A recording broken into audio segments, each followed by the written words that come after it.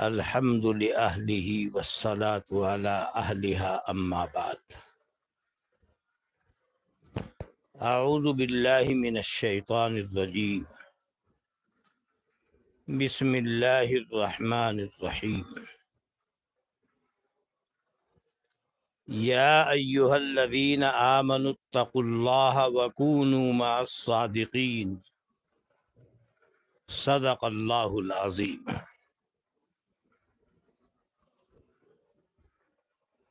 آج کا پروگرام محترم خواتین و مستورات کے لیے رکھا گیا ہے خصوصاً، اس لیے میں کچھ اہم باتیں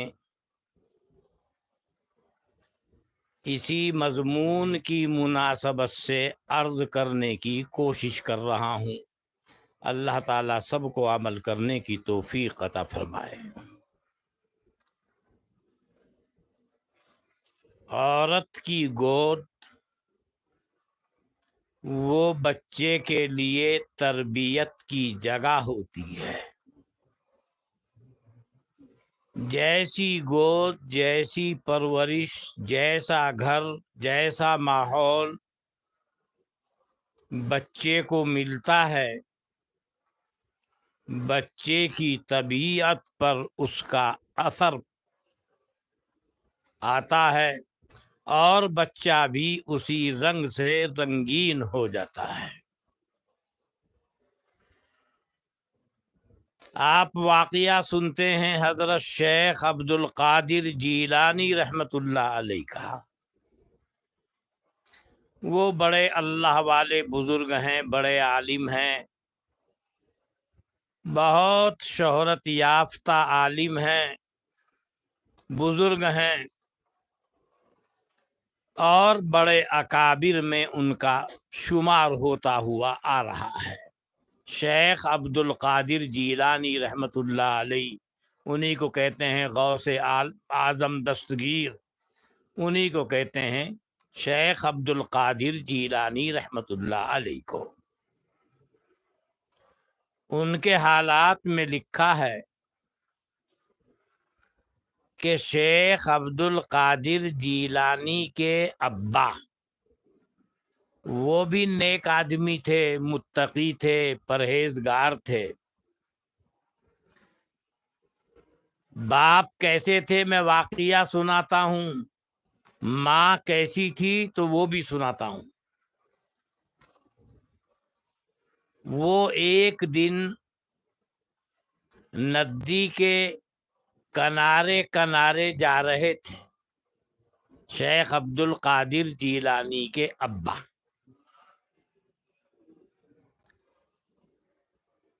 انہیں بھوک لگی ہوئی تھی،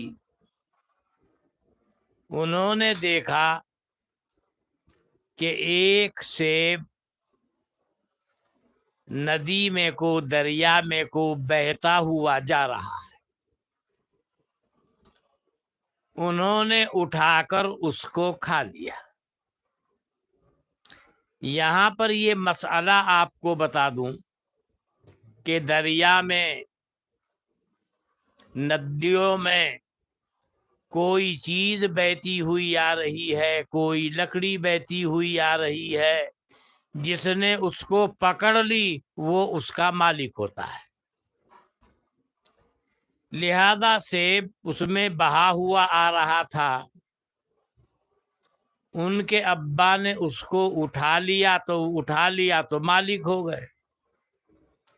لیکن وہ متقی بھی بہت تھے۔ بعد میں ان کو یہ شبہ ہوا،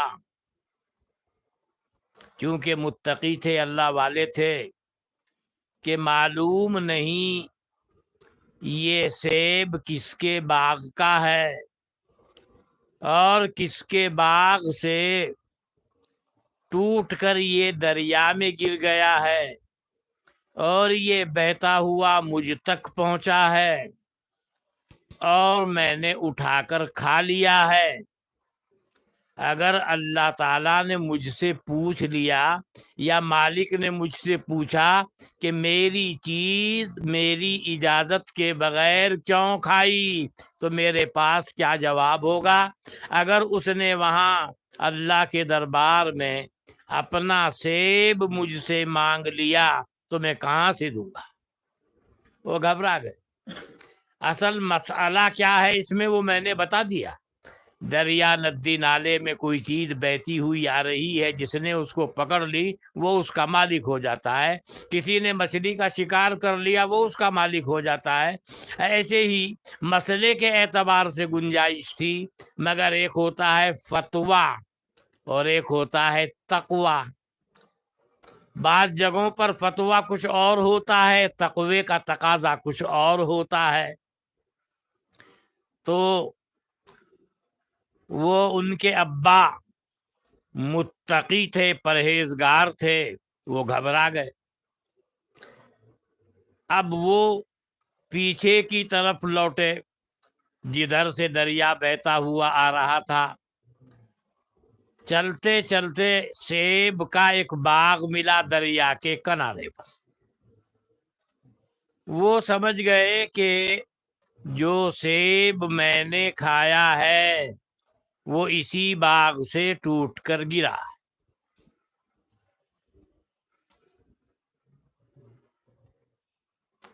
وہ باغ کے اندر گئے، وہاں ایک آدمی ملا، ان سے پوچھا آپ اس باغ کے مالک ہیں؟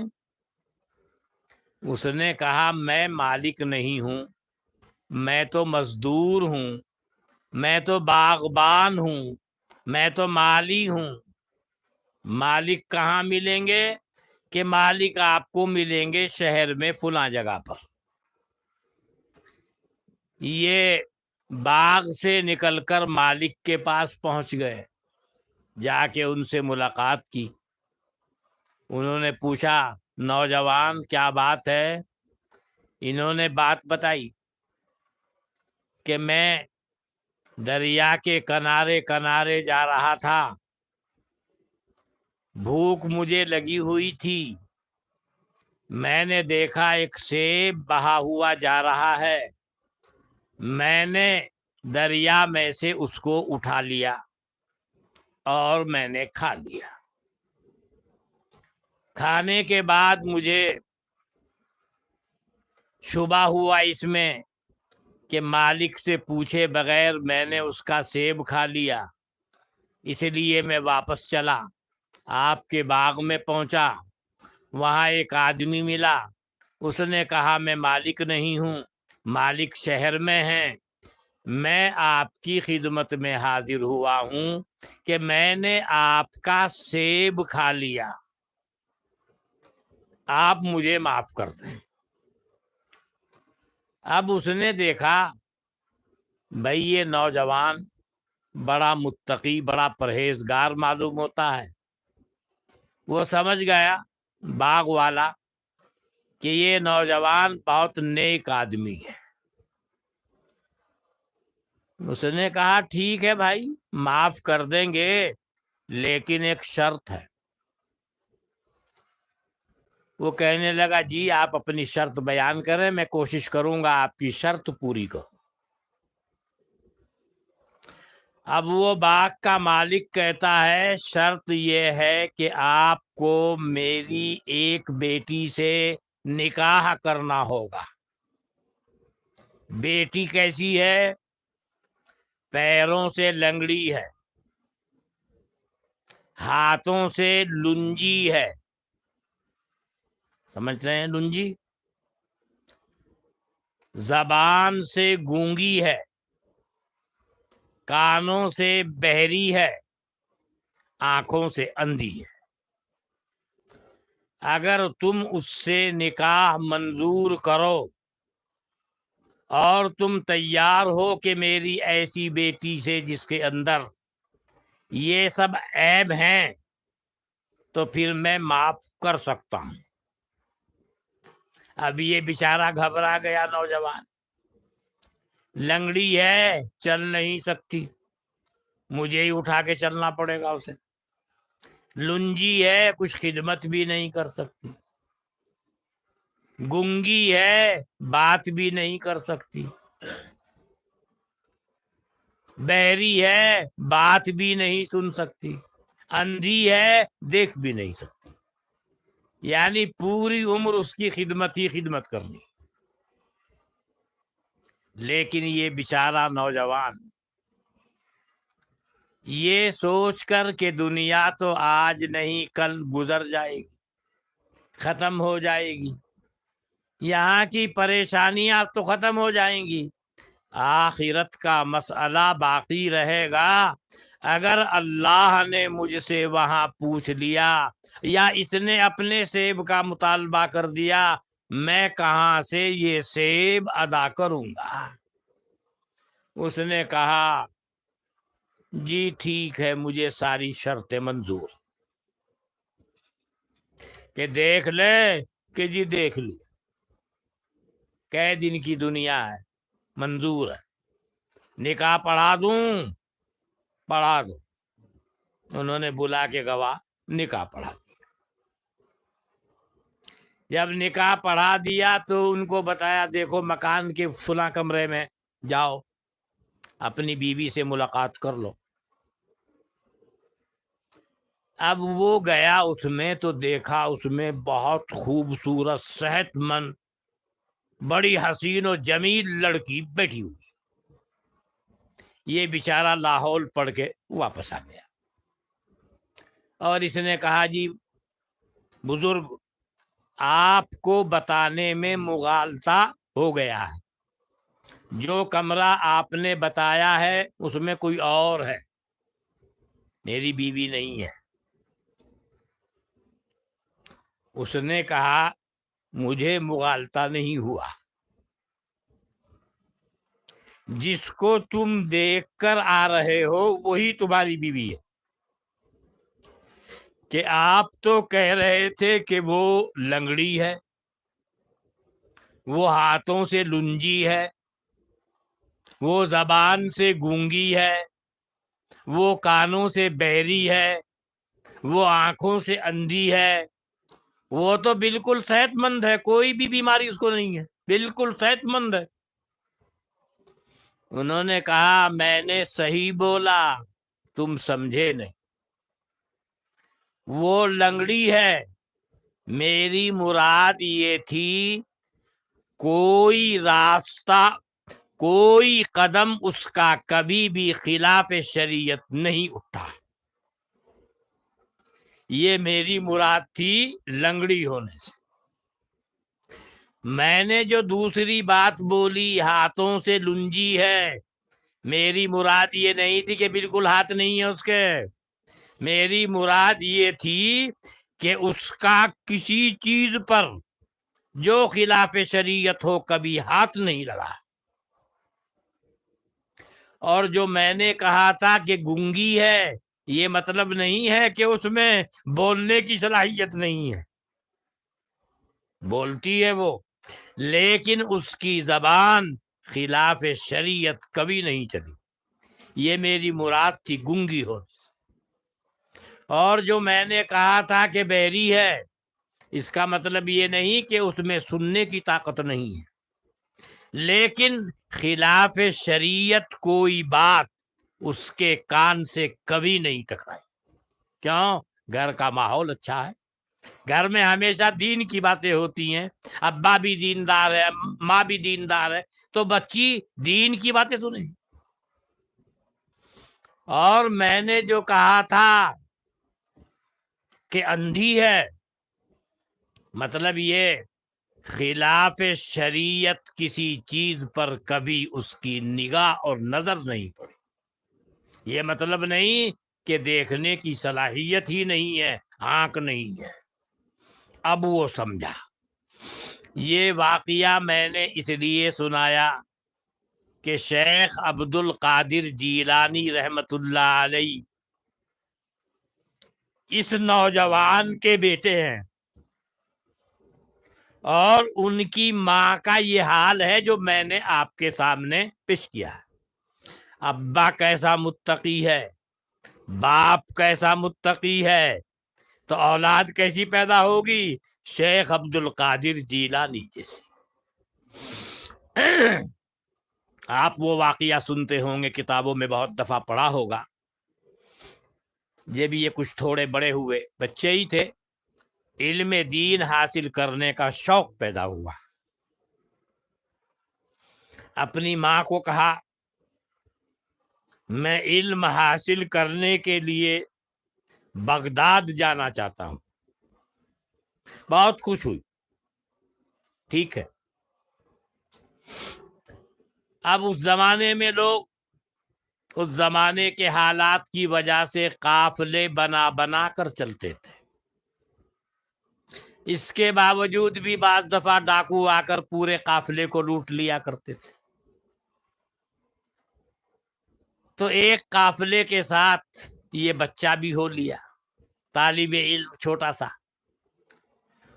اس کی ماں نے 40 اشرفی معنی رکھتی تھی اس زمانے میں، آستین میں سل دی کہ بوقت ضرورت کام آئیں گی۔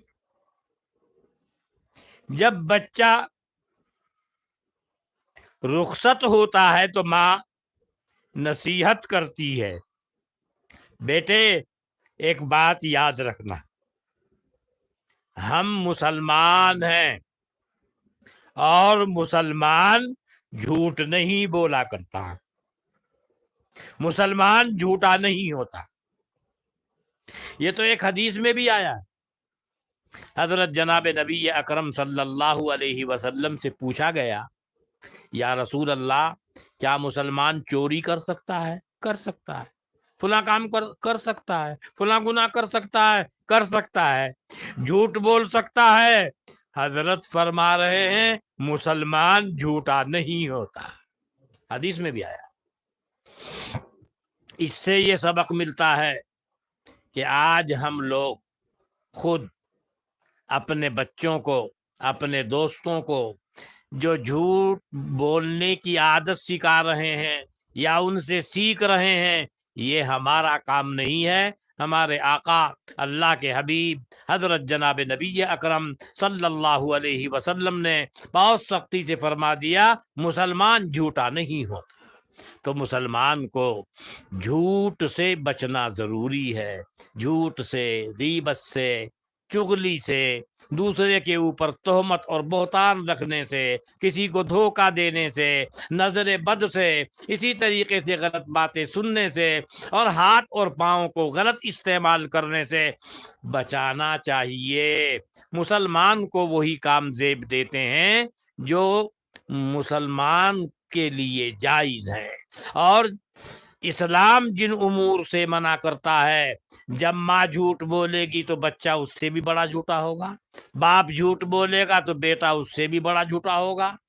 اگر آہستہ آہستہ ماں باپ سچ بولے تو بچوں کے اندر کچھ عادت سرایت کرے گی۔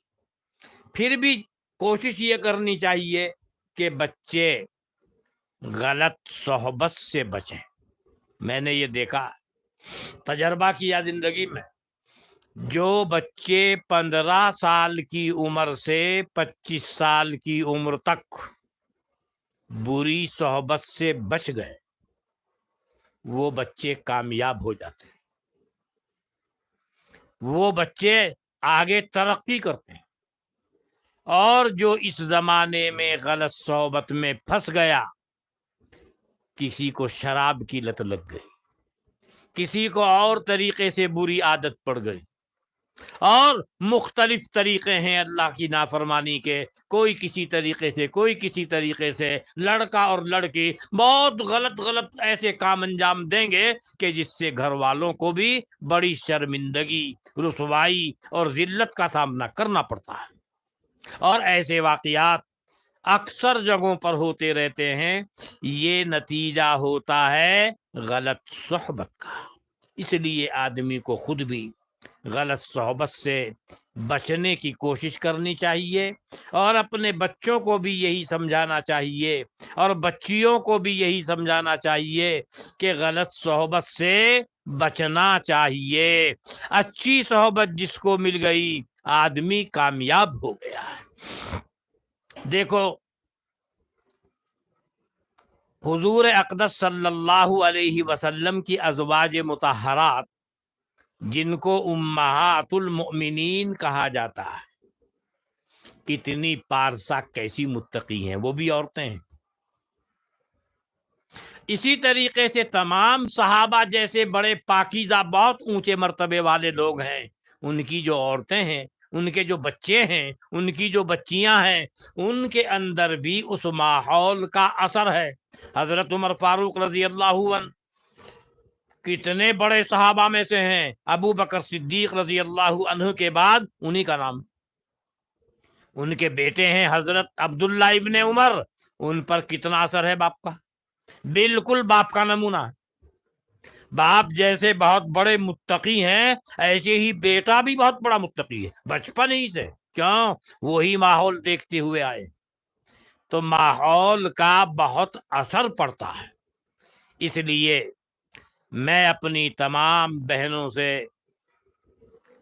یہ درخواست کروں گا کہ اگر ہم اپنے گھر کا ماحول دینی ماحول بنا لیں اور بچوں کو سمجھائیں کہ ہم مسلمان ہیں، مسلمان جھوٹا نہیں ہوتا، ہمارے آقا ارشاد فرما کر گئے ہیں، اور ماں بھی اور باپ بھی جھوٹ سے بچیں، بچے کو سمجھائیں، بچہ ڈرے گا۔ ہمارے بچپنے میں عام عادت تھی، وہ ماں سمجھاتی تھی بچے کو، جو جھوٹ بولے گا اللہ تعالیٰ جہنم کی آگ کے انگارے اس کی زبان پہ رکھے گا۔ تو میں جھوٹ نہیں بولنے کا، جہنم کے انگارے رکھے جائیں گے، میری زبان جل جائے گی۔ تو بچہ ڈرتا تھا جھوٹ بولتے ہوئے، کیوں؟ ماں نے سمجھا رکھا ہے۔ بچپنے میں ہم یہی سنتے تھے، ہر بچہ کہتا نا جھوٹ میں نہیں بولوں گا بھائی، جھوٹ نہیں بول سکتا، کیوں؟ جہنم کے انگارے رکھے جائیں گے زبان پر، میری زبان جل جائے گی، میری ماں نے سمجھایا۔ آج آدمی جھوٹ بولنے کو سمجھ رہا ہے، یہ آدمی بڑا سمجھدار ہے، سمجھدار نہیں، سمجھدار تو وہ ہے، سب سے بڑا سمجھدار وہ ہے جو اللہ کا فرما بردار، اس سے بڑا سمجھدار کوئی نہیں۔ سمجھدار وہ ہے جو آخرت کی فکر کے چکر کے بجائے، وہ دنیا کے فکر کے بجائے آخرت کا فکر لیے ہوئے پھر رہا ہے۔ دنیا کی اتنی محنت وہ کر رہا ہے، بقدر ضرورت کر رہا ہے، اصل جو اس کی زندگی کا مقصد ہے وہ اللہ کو راضی کرنا ہے، اور یہی اصل مقصد ہے ہم سب کی زندگی کا۔ اللہ تعالی ہم سے راضی ہو گیا تو ہمارا دنیا میں آنا کامیاب، اور اگر اللہ تعالی ناراض ہو گیا، چاہے ساری دنیا ہم سے خوش ہو جائے، تو آدمی کی زندگی اور اس کا دنیا میں آنا بالکل ناکام ہے اور کسی کام کا نہیں۔ اور ساری دنیا بندے سے ناراض ہو جائے، اللہ اس سے خوش ہے، اس کا نہ دنیا میں کوئی کچھ بگاڑ سکتا ہے اور نہ آخرت میں اس کے لیے کوئی خوف کوئی ہراس، کیوں؟ اللہ اس سے راضی ہے، اللہ اس کے ساتھ ہے۔ آپ دیکھو حضرت جناب نبی اکرم صلی اللہ علیہ وسلم کے ساتھ کیا کیا برتاؤ کیا کفار مکہ نے، کتنا ظلم و ستم کیا آپ پر، لیکن اللہ آپ کے ساتھ تھا، اللہ آپ سے راضی تھا۔ ہر موڑ پر اللہ تعالی آپ کی اور آپ کے ساتھیوں کی مدد کرتا ہوا چلا گیا۔ جن کو آج تک ذلیل سمجھا جا رہا تھا، وہ دنیا کی سب سے طاقتور قوم بنا دی اللہ نے، وہ دنیا کو فتح کرنے والے بن گئے، اپنی طاقت کی وجہ سے نہیں، روحانی قوت، ایمانی معرفت، اور اس کے اوپر اللہ کی مدد اور نصرت کی برکت سے۔ مسئلہ جب بھی حل ہوگا طاقت سے نہیں ہوتا ہے، اللہ کی مدد بندے کے پاس آتی ہے تب جا کر مسئلے حل ہوتے ہیں، ورنہ اگر اللہ نہ چاہے۔ ہمارے یہاں ایک کتاب پڑھائی جاتی ہے، بڑے عالم کی لکھی ہوئی ہے، شاہ ولی اللہ محدث دہلوی کی، الفوز الکبیر نام ہے اس کا، جلالین کے ساتھ پڑھائی جاتی ہے۔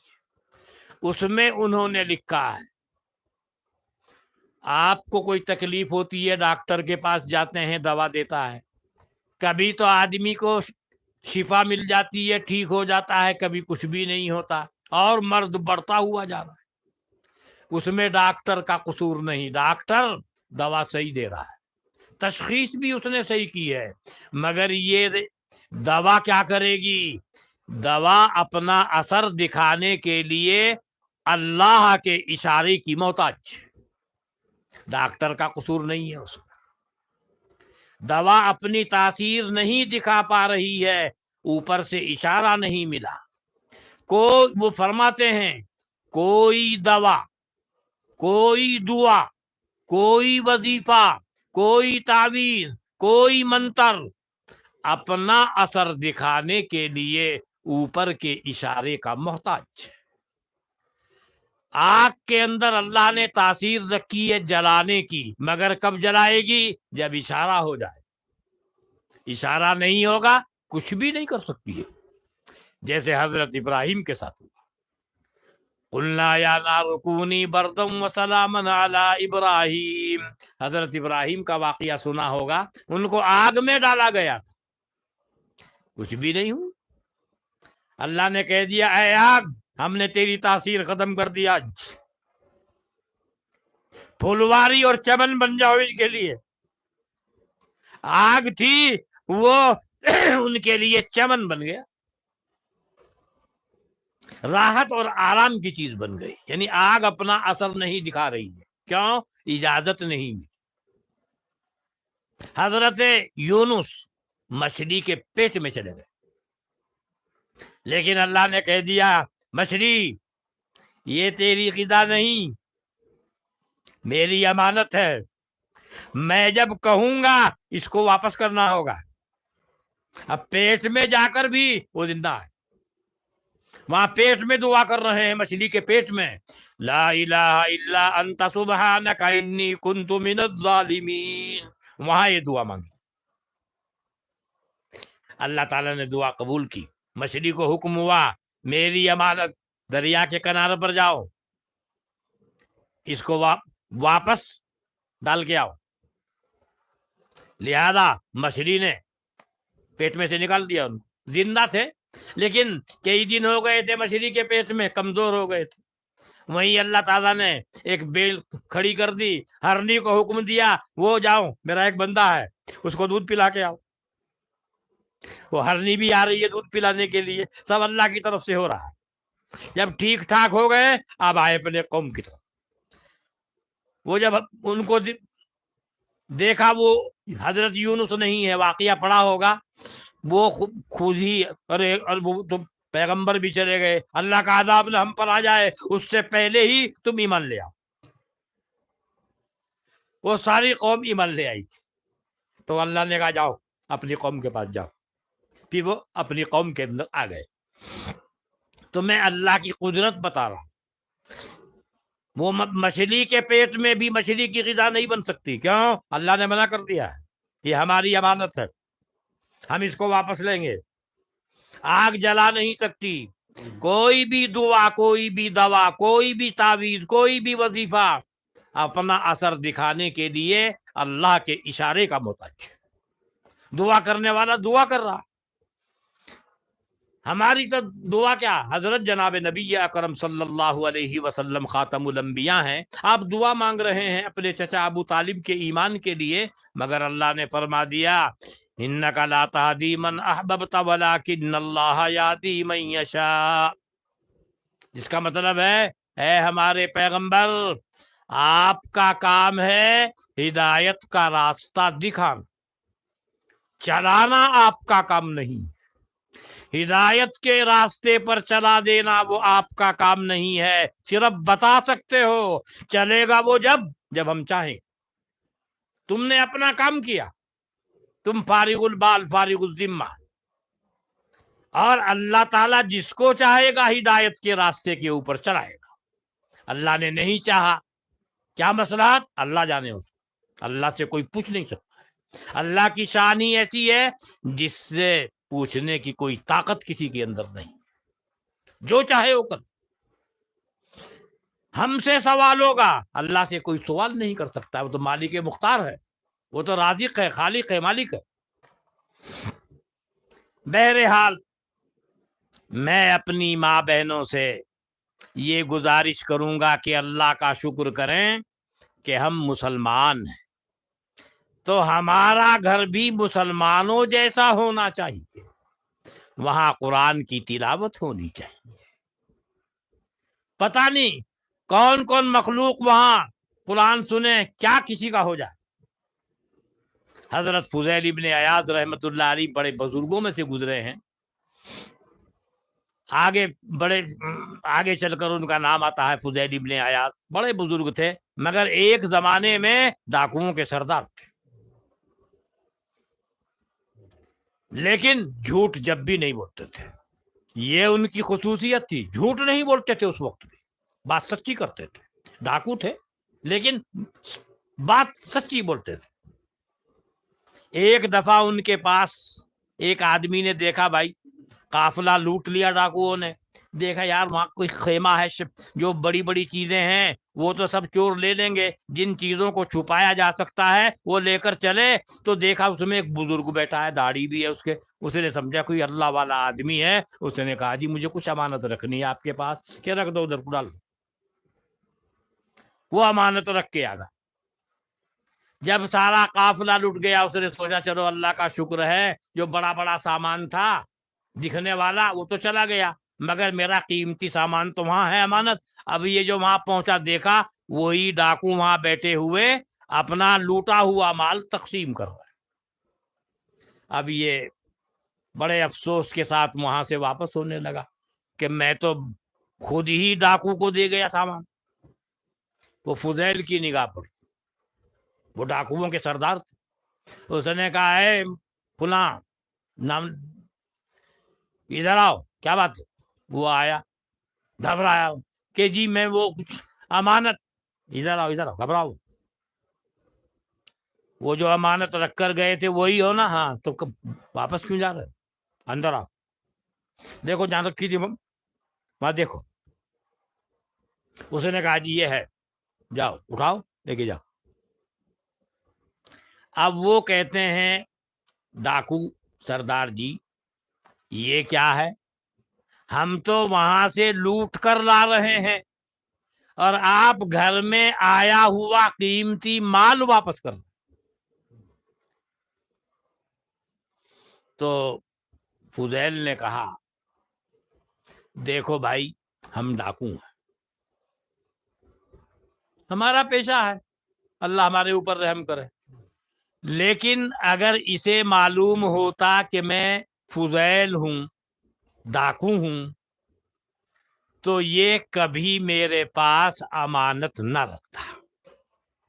میرے پاس اس نے امانت رکھی ہے اچھا آدمی سمجھ کر، نیک آدمی سمجھ کر، اللہ والا سمجھ کر، میں اس کے گمان کو نہیں توڑوں گا، اس کے یقین کو نہیں توڑوں گا۔ امانت تو امانت ہے، امانت میں خیانت نہیں ہو سکتی، یعنی اتنی سچائی اس زمانے میں بھی تھی ان میں۔ لیکن ایک دن جا رہے تھے تو ایک عورت راستے سے ملا ہوا اس کا مکان تھا، رات کے وقت میں قرآن کریم کی تلاوت کر رہی تھی۔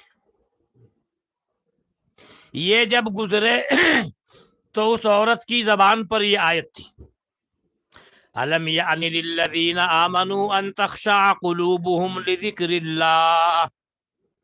یہ آیت جو عورت پڑھ رہی ہے گھر میں، ان کے کانوں میں پڑ گئی فضل کے، عربی تو تھے ہی، عربی ہیں، بس یہ آیت کیا پڑی، ایک دم کایا ہی پلٹ اور رونے لگ۔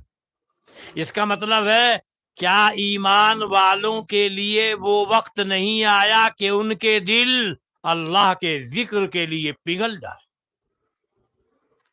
بس یہ آیت سنتے ہی گھبرا اور کہنے لگے، عربی میں کہا حان ذالک الوقت یا رب، اے میرے پروردگار بس وہ وقت آ گیا۔ کیا وہ وقت نہیں آیا؟ فوراً بولے हाना ज़ालिकल वक़्तु या रब्बी, ऐ मेरे रब, आ गया वो वक्त, तौबा करो। अपने सब साथियों से कहा तौबा करो।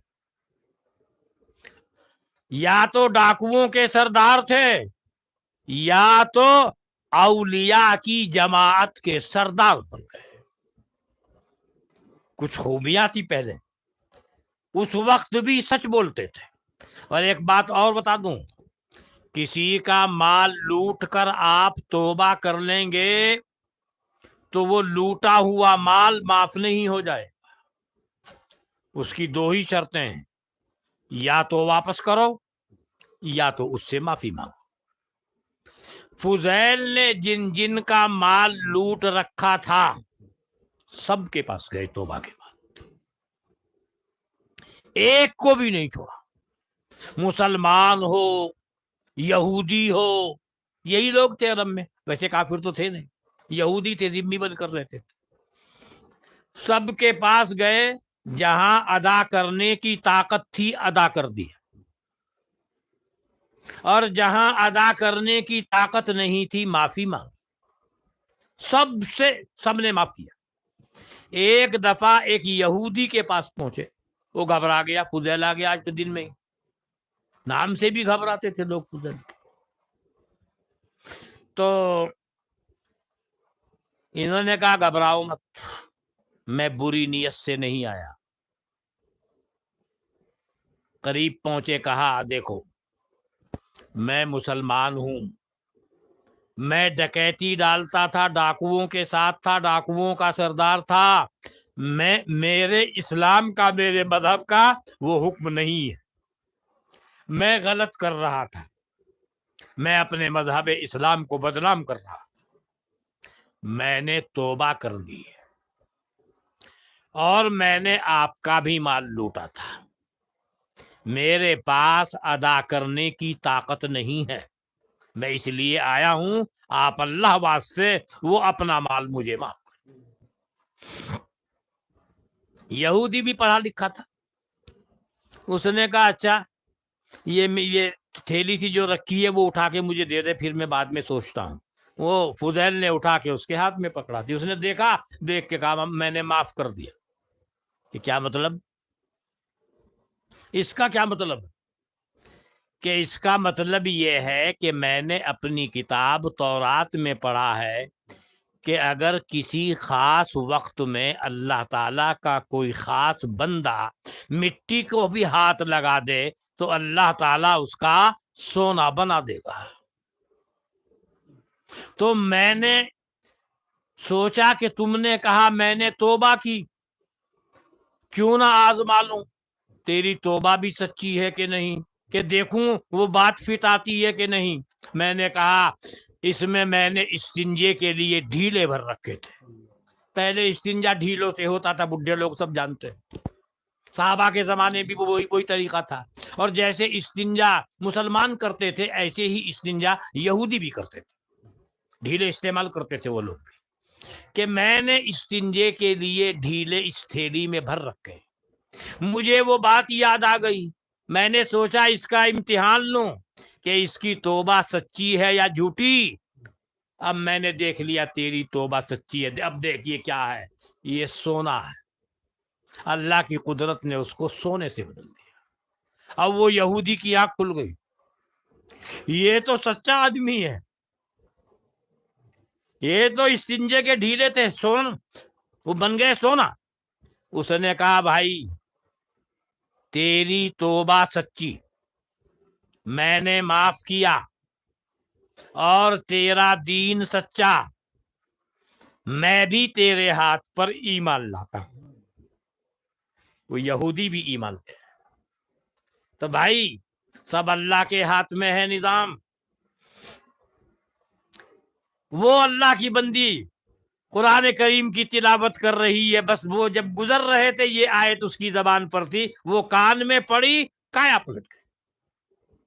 इसलिए मैं कह रहा था अपनी बहनों से, अपने घर में दीन का माहौल पैदा, बच्चे पैदा हो बोलने से पहले उनके सामने अल्लाह अल्लाह बोलो, کلمہ بولو، تاکہ سب سے پہلے جو ان کی زبان سے لفظ نکلے اللہ نکلے، اللہ محمد لا الہ الا اللہ سیکھیں۔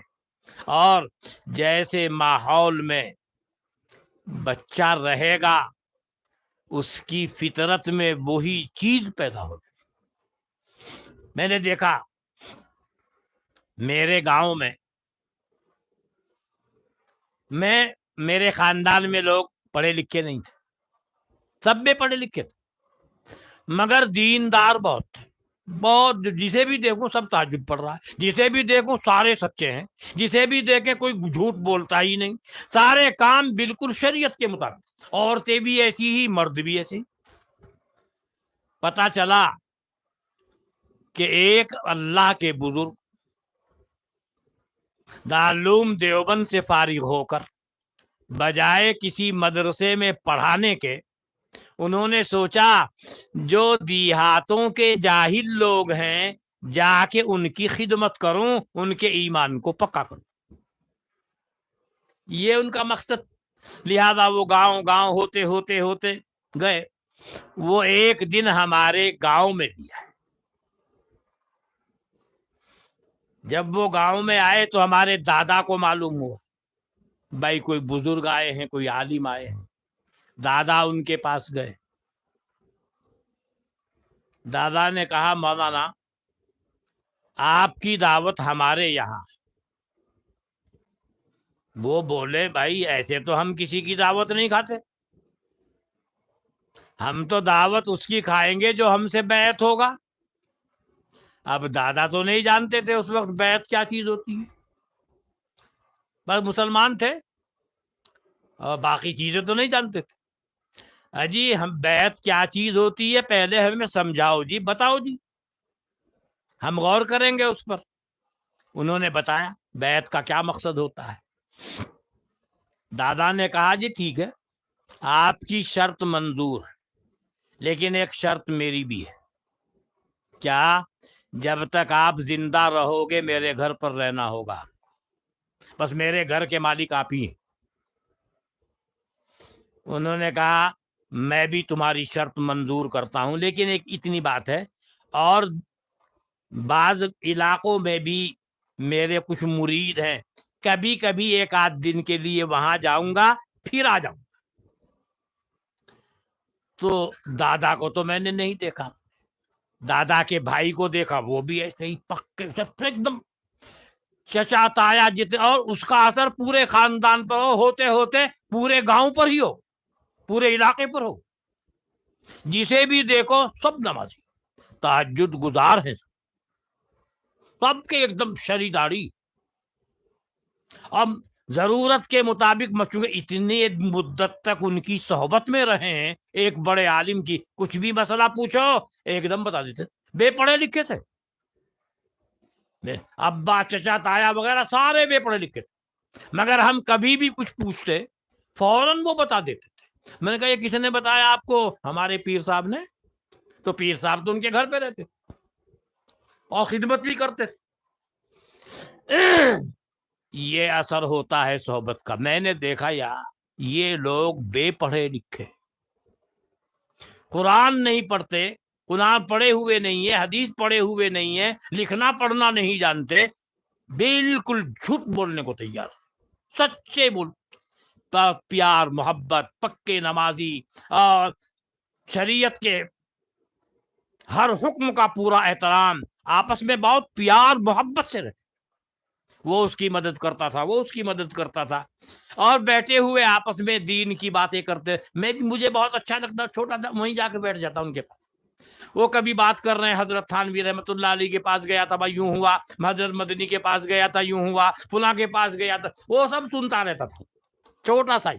اور ابا کہتے بھائی جاؤ کھیلو، میں نے کہا مجھے کھیلنے میں مزہ نہیں آتا ہے، تو تمہاری باتیں سننے میں بہت اچھا لگتا ہے مجھ کو۔ میں نہیں جاتا تھا بچوں کے ساتھ کھیلنے کے لیے، وہیں بیٹھا رہتا تھا۔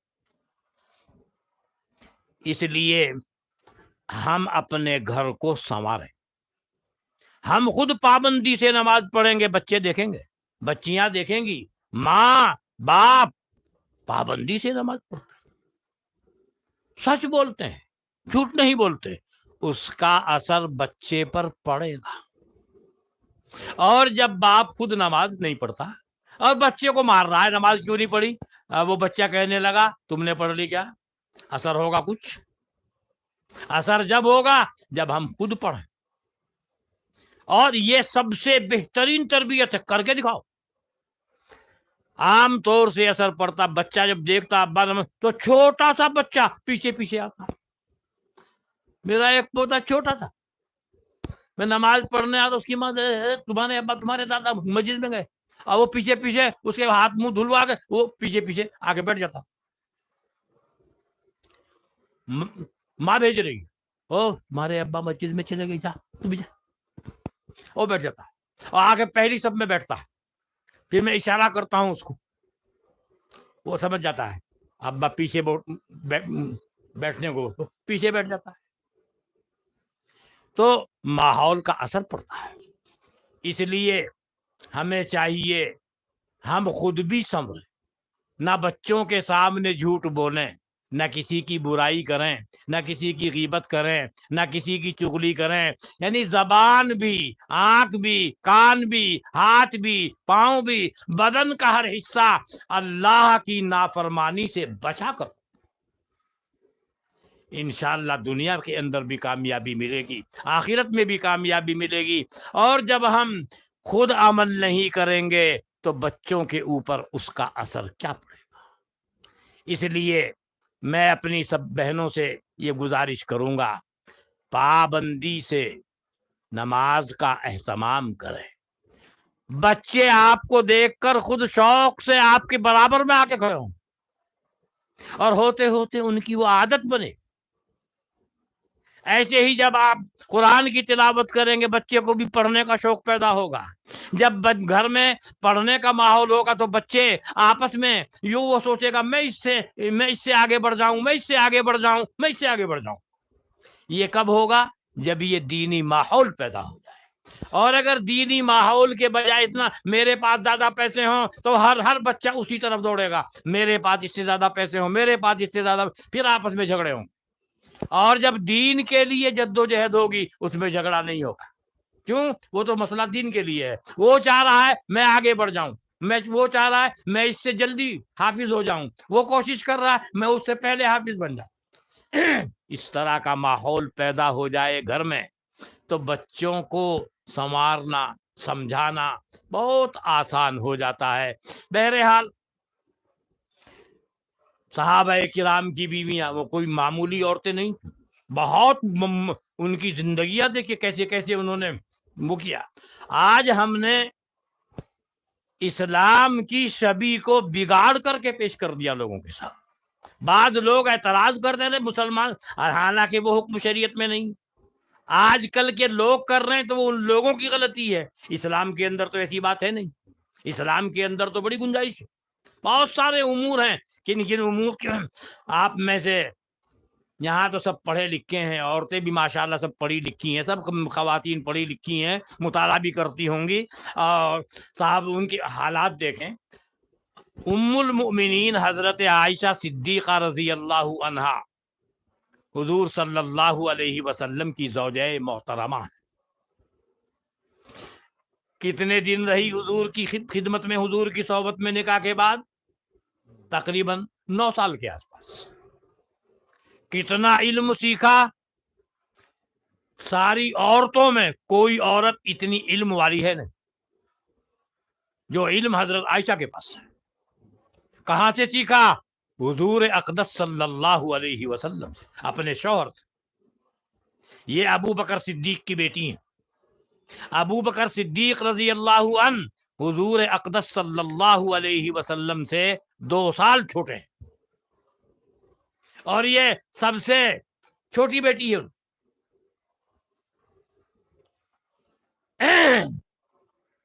وہ اس زمانے میں عرب کا دستور یہی تھا، وہ عمر نہیں دیکھتے تھے، اس لیے آپ دیکھیں گے جب آپ نے نکاح کیا حضرت خدیجہ رضی اللہ عنہا سے، جب آپ کی عمر 25 سال تھی، اور حضرت خدیجہ بیوہ ہوئی تھی 2 جگہ سے، پہلے شوہر سے ہوا، اس کے بھی کچھ بچے تھے، دوسرے اس کا بھی انتقال ہوا، اس کا بھی ہوا، اور حضرت خدیجہ بڑی مالدار عورت تھی، اور بڑے یعنی آپ کے قبیلے کی تھی، قریش کی تھی، لیکن بہت طاقتور خاندان اور قبیلہ تھا ان کا، اور بہت مالدار تھی وہ، ان کا کاروبار پھیلا ہوا تھا۔ آزمانے کے لیے حضرت کو بھی مال دے کر بھیجا تھا، نکاح کے پیغام سے پہلے اپنا غلام بھیجا تھا۔ پھر جب حضرت واپس آئے بہت نفع ہوا اس میں، غلام سے ساری باتیں پوچھی، غلام نے ان کی باتیں بتائی کہ یہ انسان نہیں فرشتہ ہے، ساری جو صفت تھی وہ ساری پیش کی۔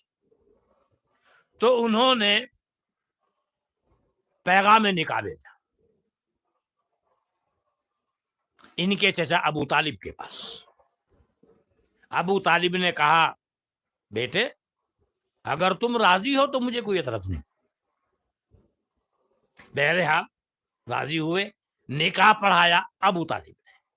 اس وقت تک آپ نبی نہیں بنے تھے، نبوت ملی ہے 40 سال کی عمر میں، اور اس وقت میں آپ کو حضرت خدیجہ کی ضرورت تھی، اس کا انتظام اللہ نے کر دیا۔ نکاح ابو طالب نے پڑھایا اور بہترین خطبہ دیا ہے اس نے، ایسا لاجواب خطبہ انہوں نے پڑھا ہے، بہت لاجواب، جس میں اللہ تعالیٰ کی تعریف کے بعد آخر میں انہوں نے کہا ہے کہ مکہ میں خاندان قریش کا کوئی بھی نوجوان کسی بھی فضیلت کی صفت میں میرے بھتیجے کے برابر نہیں، ہر اونچی صفت میں میرا بھتیجا اوپر، اس کے سامنے دوسرا زیرو ملے۔ ہاں یہ کہہ سکتے ہو تم میرے بھتیجے کو کہ اس کے پاس مال کم ہے، تو مال تو چلتی پھرتی چھاؤں ہے، یہ تو چلتا پھرتا سایہ ہے، ابھی یہاں ابھی وہاں ابھی وہاں، اس کا کوئی اعتبار نہیں۔ بہرحال وہ نکاح ہوا، اللہ نے بڑی برکت عطا فرمائی، بچے پیدا ہوئے، لڑکے بھی ہوئے، وہ زندہ نہیں رہے، لڑکیاں ہوئی، حضرت زینب ہے، حضرت ام کلثوم ہے، حضرت رقیہ ہے، سب سے چھوٹی حضرت فاطمہ رضی اللہ عنہ۔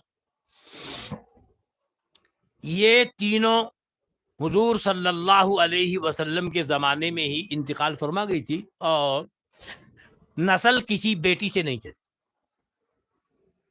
علاوہ حضرت فاطمہ کے۔ حضرت فاطمہ سے نسل چلی ہے۔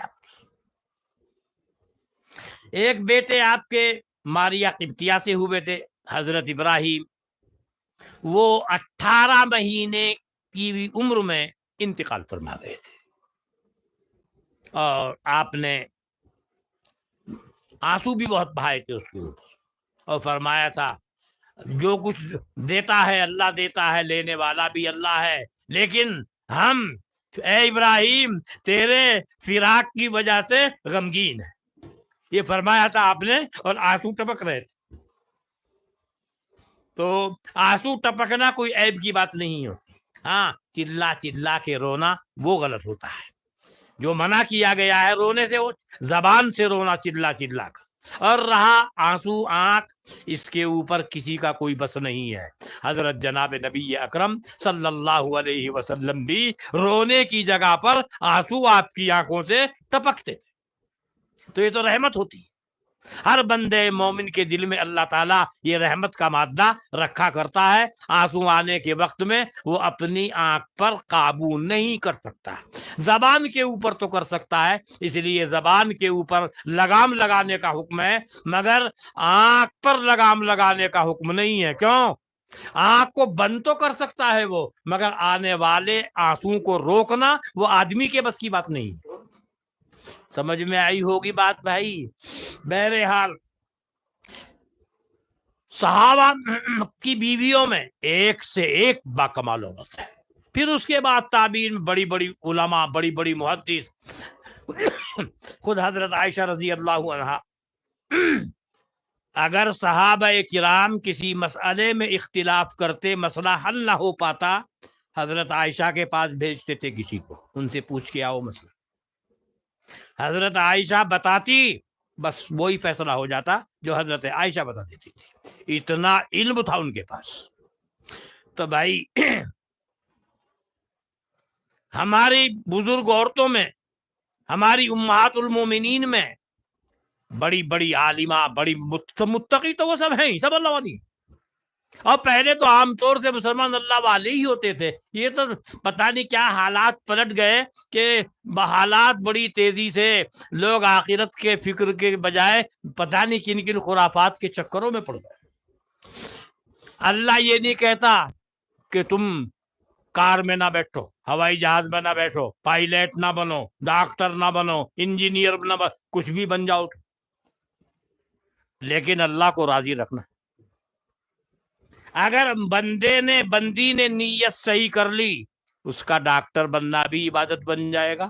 وہ نیت یہ کرے میں اپنے بھائیوں کی، اللہ کے بندوں کی، بندیوں کی سیوا کروں، اس کا ڈاکٹر بننا بھی کیا بن گیا؟ عبادت۔ جو بھی وہ چیز حاصل کرے گا وہ عبادت بن گیا، اور وہ سیوا بھی کر رہا ہے۔ وہی چیز وہ بازار سے لا کر دوا 1 روپے کی، اور وہ اس کو دے، وہ اور ڈاکٹر کے پاس جائے گا، وہ بنائے گا 20 روپے کا بل، اور وہ بنا رہا ہے کتنا؟ 3 روپے کا بل۔ مجھے یاد آیا، میں دارالعلوم دیوبند سے پہلے امروہہ میں پڑھاتا تھا، وہاں ایک ڈاکٹر تھے، ڈاکٹر زاہد صاحب، میرا ان کا بہت تعلق تھا، مرحوم ہو گئے۔ وہ حضرت تھانوی رحمت اللہ علیہ کے ایک خلیفہ تھے، مولانا سراج صاحب ان کے خلیفہ تھے۔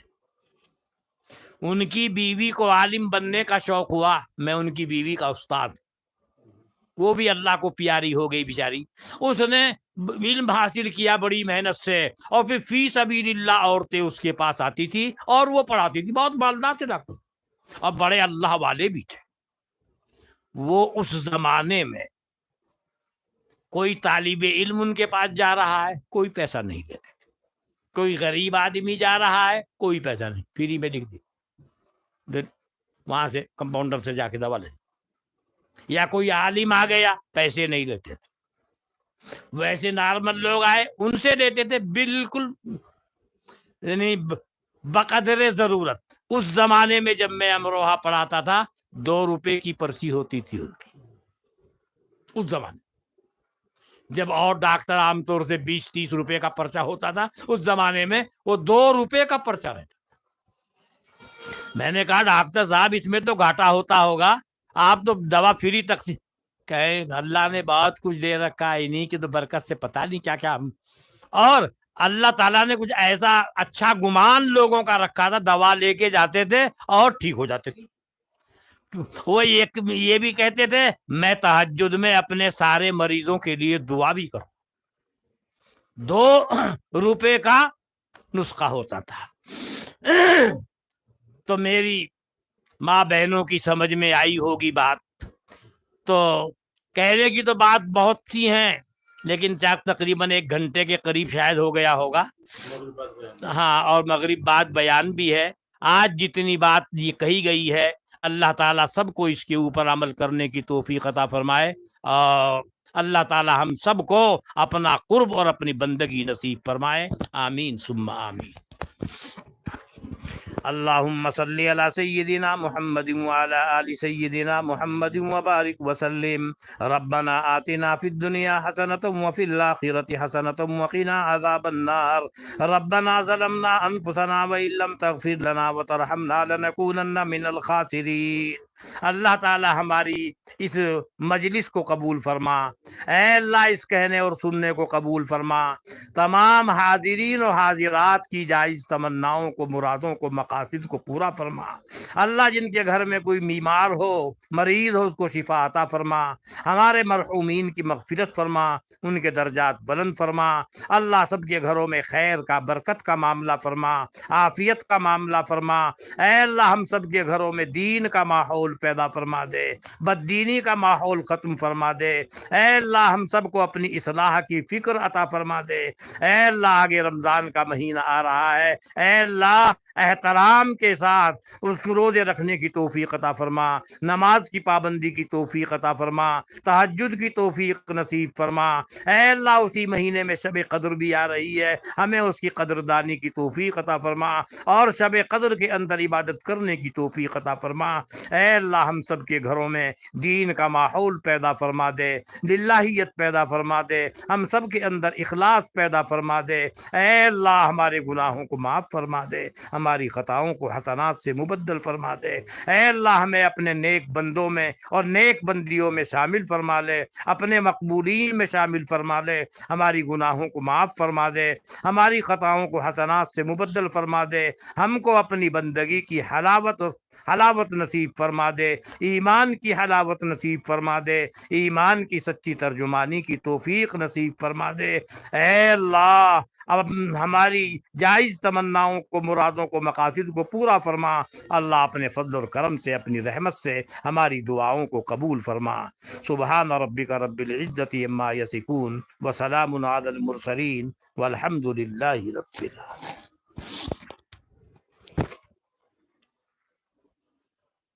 جب آپ کا یہ